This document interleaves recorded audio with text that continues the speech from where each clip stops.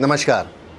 खरीफ की सोइंग हमारे देश में करीबन 105 से 110 लाख हेक्टेयर की होती है और मुख्यतः अगर मैं महाराष्ट्र की बात करूं तो इसमें मेजर पल्सेस की सोइंग जो होती है उसमें तुअर, उड़द और मूंग इन तीनों कमोडिटीज़ की होती है।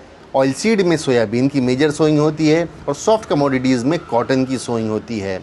अल नीनो के चलते इस बार यह प्रेडिक्शन आ रहा है कि शायद मानसून डेफिशिएट रहेगा।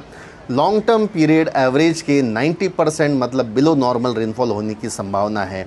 ऐसे में सबसे ज़्यादा प्रभावित जो क्रॉप होती है वो लॉन्ग ड्यूरेशन की क्रॉप होती है, जैसे कि तुअर और कपास। पिछले 3 अल नीनो से यह डेटा एनालिसिस से पता किया गया है कि प्रोबेबली इन तीनों में से जैसे तुअर, सोयाबीन और कपास और तुअर में यील्ड लॉसेस बहुत ज़्यादा होते हैं। तुअर में करीबन 17% यील्ड लॉसेस होती है, कपास में 13 से 14% की यील्ड लॉसेस होती है।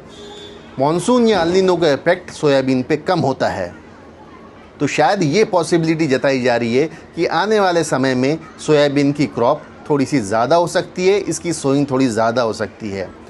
तुअर और कपास के मुकाबले सोयाबीन के इस बार रेट भी काफ़ी ज़्यादा थे, तो यह भी एक अदर प्रोबेबिलिटी है कि सोइंग ज़्यादा होने की संभावना है।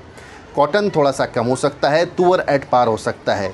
आने वाले समय में इन कारणों को मद्देनज़र रखते हुए यह लगता है कि शायद तुअर के प्राइजेस थोड़े से एलिवेटेड रह सकते हैं, थोड़े से तेज़ रह सकते हैं। कपास में भी और तेज़ी बन सकती है और सोयाबीन में मध्यस्थता थोड़ा सा प्रेशर नज़र आता हुआ लगता है। धन्यवाद।